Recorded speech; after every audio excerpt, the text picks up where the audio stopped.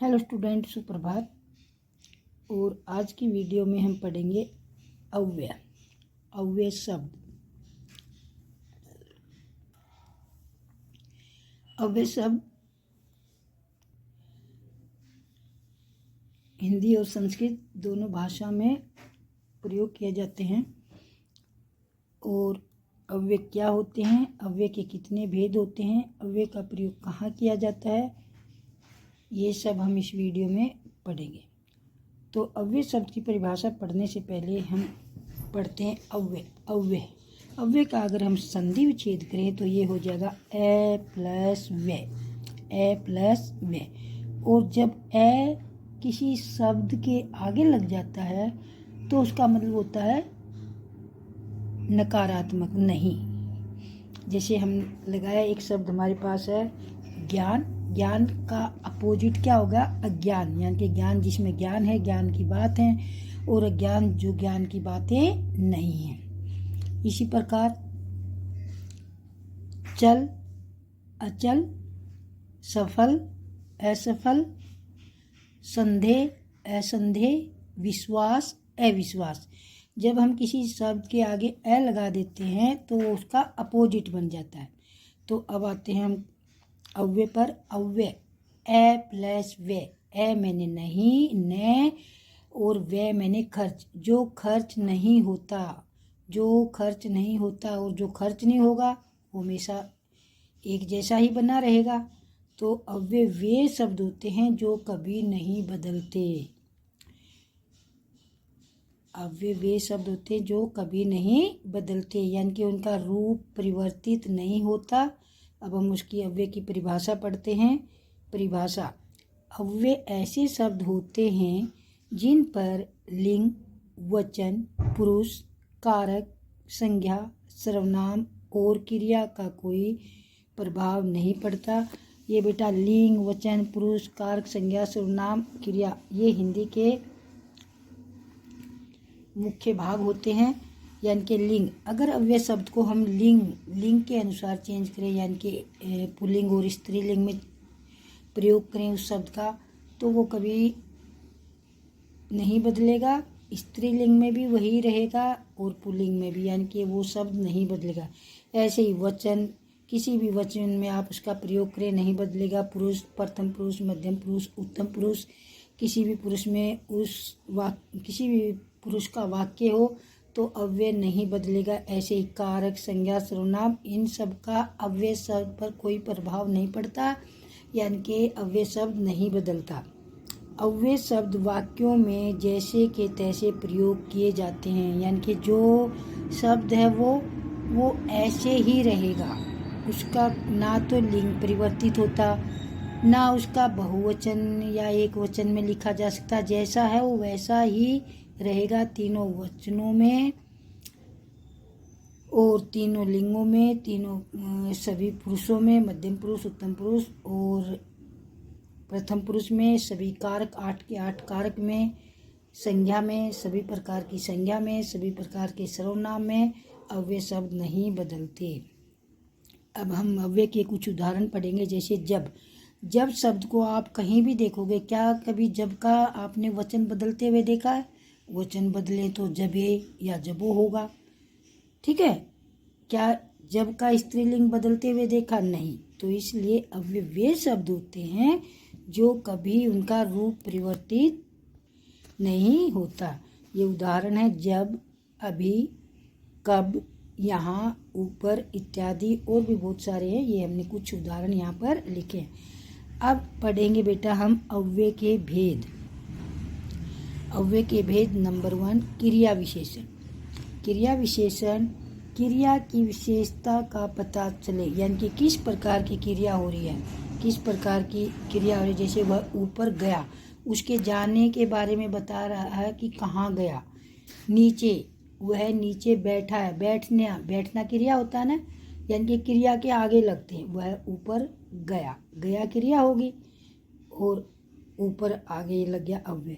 नीचे, वह नीचे बैठा है, बैठने की क्रिया बताई कि वो कहाँ बैठा है। परसों, वह परसों आएगा या वह परसों जाएगा, तो आने की आना और जाना भी हमारी क्रिया होता है, यानी कि जो क्रिया के आगे लगते हैं उनको बोलेंगे हम क्रिया विशेषण, जो क्रिया के बारे में बताए। बहुत, वह बहुत खाता है, तो क्या उसके खाने की विशेषता बताई जा रही है, उसकी क्रिया खाना की विशेषता है, खाता है। धीरे, वह धीरे धीरे चलता है, या हाथी धीरे धीरे चलता है, यानी कि चलने की विशेषता बताई है। तो ये क्रिया विशेषण भी एक टॉपिक होता है हिंदी में, वो भी करवाएंगे। अब आ गया बेटा संबंध बोधक। संबंध बोधक होता है संज्ञा और सर्वनाम के साथ जो शब्द संबंध रखते हैं। संज्ञा और सर्वनाम के साथ संबंध रखने वाले शब्दों को संबंध बोधक सर्वनाम कहते हैं। जैसे के पास, मेरा घर मंदिर के पास है, मेरा घर मंदिर के पास है ना। तो घर में और मंदिर के पास में संबंध बता रहा है कि के पास, दोनों आस पास हैं। से दूर, मेरा घर स्कूल से दूर है, मेरा घर स्कूल से दूर है। स्कूल और घर के बीच में संबंध बता रहा है, से दूर है। के कारण, के लिए, इस तरह के शब्द जो आते हैं वो संबंध बोधक अव्यय कहलाते हैं। तीसरा है बेटा समुच्चय बोधक। समुच्चय बोधक, समुच्चय यानी कि दो सेंटेंसों का आपस में जोड़ना। मैं जब वहाँ गया तब वो वहाँ से चला गया, है ना। मैं जब वहाँ गया तब वो वहाँ से चला गया। और जैसे और सीता और गीता बहुत होनहार विद्यार्थी हैं, वरना मेहनत करो वरना फेल हो जाओगे। या कहे जल्दी चलो वरना ट्रेन छूट जाएगी। किंतु किंतु भी दो वाक्यों को, जो छोटे छोटे उपवाक्यों को जोड़ने का काम करता है। इसलिए वह स्कूल नहीं आया, क्योंकि भी हो सकता है यहाँ पर, क्योंकि वो आज उसे बुखार था। तो इसलिए, तब, और, वरना, किंतु, क्योंकि, ये हमारे क्या होते हैं समुच्चय बोधक, जो छोटे छोटे उपवाक्यों को जोड़ने का काम करते हैं।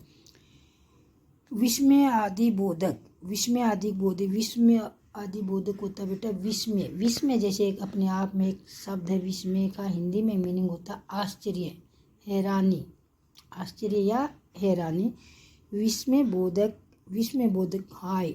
अगर मान ली किसी चीज़ को हम देखते हैं, हाय ये क्या हो गया, हे राम। अचानक हमारे मुंह से कोई शब्द निकलते हैं, ओ, किसी भी चीज़ को देखो ओ, और आ गया उप, छी, यानी कि ये शब्द हमारे किसके बारे में बताते हैं, विस्मय बोधक। यानी कि कोई आश्चर्य प्रकट हो, किसी चीज़ को देख के हमें एकदम सडनली हमारे मन में भाव उत्पन्न होता, आश्चर्य, हर्ष, खुशी, शोक यानी कि दुख या घृणा, किसी गंदगी की चीज़ को देख के करते हैं हम, छी ये क्या होगा। इस तरह की बातें अचानक ये भाव हमारे मन में उत्पन्न होते हैं, तो उनको कहते हैं हम विस्मय बोधक अव्यय। अबे बेटा लास्ट है हमारा निपात अव्यय।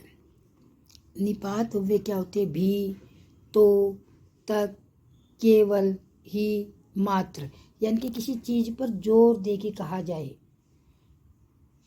मैं भी चलूँगा, तो भी, वो कह रहा जोर दे रहा मैं चलूँगा। अगर ऐसा करा तो मैं ये कर दूँगा, तो पर जोर दिया जा रहा है। तक, मेरे आने तक यहीं रुकना।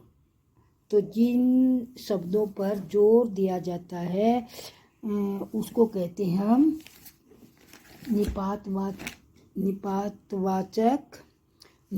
अव्यय। किसी बात पर जोर देने के लिए, मैं केवल यही काम करूँगा, मैं केवल इतना ही करूँगा। तो कह रहा है कि मुझे जो करना बस इतना ही करूँगा, केवल पर जोर दिया जा रहा। ही, मात्र, इस तरह के शब्द जो होते हैं किसी बात पर जोर देने के लिए प्रयोग किए जाते हैं और इन्हें कहते हैं निपात अव्यय। तो बेटा ये थे हमारे अव्यय के उदाहरण उनके भेद के अनुसार। अब हम नीचे एक क्वेश्चन है हमारा, जैसे पेपर में आता है नीचे लिखे गए वाक्यों में अव्यय पहचानिए। नीचे कुछ वाक्य लिखे हैं और उन वाक्यों में हमें अव्यय शब्द की पहचान करनी है। तो पहला, सीमा धीरे धीरे बोलती है। तो ये बेटा कौन सा ये आपको तो समझ तो आ गया होगा कि अव्यय क्या है, धीरे धीरे। धीरे धीरे हो गया, परंतु कौन सा अव्यय, साथ के साथ में मैं ये भी समझाऊंगी कौन सा अव्यय धीरे धीरे। धीरे धीरे होता है बेटा क्रिया विशेषण, क्योंकि उस सीमा के बोलने की विशेषता बताई जा रही है। क्रिया की विशेषता जहाँ पर बताई जाए उसको कहते हैं क्रिया विशेषण। तो ये हो गया हमारा क्रिया विशेषण अव्यय हो गया। और ये धीरे धीरे। श्याम इधर आओ। तो यहाँ पर इस वाक्य में क्या है आपका, इधर। सोहन और रोहन स्कूल जा रहे हैं आएगा यहाँ पर, बहुवचन है ना, द्विवचन मतलब बहुवचन। सोहन और रोहन दोनों को जब दो कर्ता प्रयोग किए जाते हैं, दो सर्वनाम प्रयोग किए जाते हैं, तो उनके बीच में उनको जोड़ने का काम कौन करता है, और या भी हो सकता है और। तो ये आ गया हमारा, सोहन और रोहन स्कूल जा रहे हैं, और हमारा हो जाएगा। और ये क्या, समूचे बोधक, क्योंकि सोहन और रोहन को दोनों को जोड़ रहा है ये सब, समूचे बोधक। अब नेक्स्ट वाक्य बेटा, बच्चे नीचे खेल रहे हैं। तो यहाँ पर क्या होगा, नीचे। वैसे भी आप समझ गए होंगे, क्योंकि बेटा बच्चे हो गया आपका संज्ञा, खेलना हो गया आपका क्रिया, और रहे हो गया आपकी सहायक क्रिया।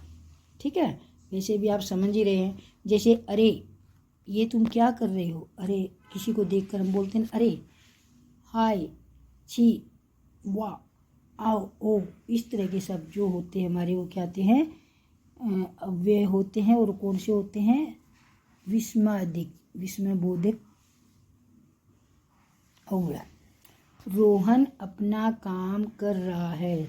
तो रोहन अपना काम कर रहा है, यहाँ पर हो जाएगा अपना। काम करते करते आज तुम थक गए।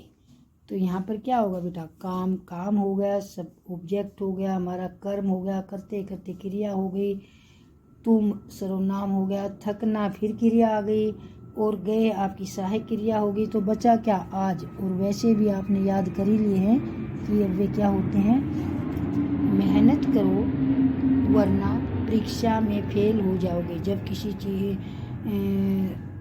कंडीशन जहाँ रखी जाती है, अगर मेहनत करोगे, कंडीशन क्या है कि आप मेहनत करोगे तो परीक्षा में, मेहनत नहीं करोगे तो परीक्षा में फेल हो जाओगे।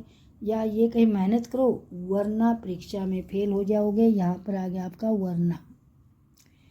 अभी हम खाना खा रहे हैं।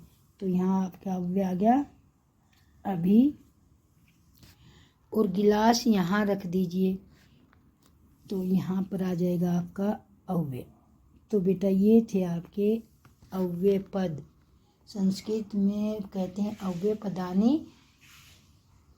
तो संस्कृत में भी एक वीडियो डालेंगे, अव्यय पदानी क्या होती हैं, तो आपको बहुत अच्छी तरह समझ आ जाएंगे। संस्कृत में भी आता है, इस परीक्षा में इसका प्रश्न, और हिंदी में भी आता है। तो बेटा आपको वीडियो को ध्यान से देखोगे तो अव्यय पद आपको अच्छी तरह आ जाएंगे। और फिर भी बेटा मैं बार बार कह रही हूँ, एक बार फिर कह रही हूँ कि व्याकरण में लंबा चौड़ा लिखने के लिए नहीं आता। व्याकरण में परिभाषा लिखने के लिए बहुत कम आती हैं, ना के बराबर आती हैं। यहाँ पर व्याकरण जो होता है, जो आपका पाठ्य पुस्तक होती है उसी में से पूछा जाता है। एक सीन पैसेज दिया जाएगा, पठित गद्यांश होगा, पठित गद्यांश में ही एक वाक्य में मतलब जो होगा उस वाक्य में पूछ लेंगे, इस वाक्य में अव्यय पद कौन सा, अव्यय शब्द कौन सा है, संज्ञा क्या है, सर्वनाम क्या है, उसी में से पूछ लेंगे। और आप अगर आपने पढ़ा है, आपको जानकारी है, ये छोटे छोटे टॉपिक पढ़ोगे, आपको जानकारी है, तो आपको पाठ्य पुस्तक के साथ साथ आपके ग्रामर भी आ जाती है समझ में। अगर 2-4 बार आप इन टॉपिक को पढ़ लेते हो तो बेटा ये बहुत अच्छी तरह से आपको समझ आ जाएगी। और आगे की जो आप 10, 12th के बाद जब कंपटीशन टेस्ट की तैयारी करते हैं ना बेटा, उस समय बहुत काम आते हैं हमें ये वाले जो टॉपिक हैं उस समय में बहुत काम आते हैं। तो आप इनको ध्यान से पढ़ा करो और इस प्रकार थोड़ा थोड़ा पढ़ोगे तो बेटा आपको बहुत अच्छी तरह समझ में आ जाएगा। वो कहते हैं ना, थोड़ा थोड़ा अभ्यास करने से, थोड़ा थोड़ा रोजाना अभ्यास करेंगे तो हमारा शिक्षा रूपी जो घड़ा है ना वो भरता चला जाएगा। ये नहीं कि एक दिन में बहुत ज़्यादा कर लो थक जाओ, ऐसा नहीं। 10-15 मिनट के लिए एक टॉपिक ले लो एक दिन में, इससे बोर भी नहीं होता आदमी, बच्चा बोर भी नहीं होएगा और वो टॉपिक समझ में भी आ जाएगा। और जब हम एक साथ पढ़ने लगते हैं, बहुत सारा सिलेबस एक साथ पढ़ते हैं तो बेटा उस समय होच पोच मच जाती है, क्या पढ़े क्या ना पढ़े। और ऐसी स्थिति में पढ़ना, जब हम पढ़ते हैं तो हम जो भी पढ़ेंगे वो सब भूल जाएंगे। इसलिए धीरे धीरे एक एक टॉपिक उठाओ। आप कहीं से भी पढ़ो, बुक से पढ़ो, वीडियो से पढ़ो, आजकल तो बेटा सब जगह अवेलेबल है।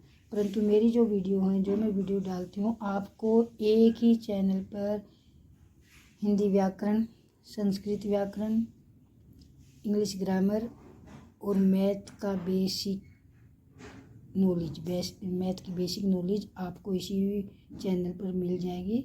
तो इसलिए मेरे चैनल को सब्सक्राइब करना, वीडियो को लाइक करना, कमेंट करना और शेयर करना।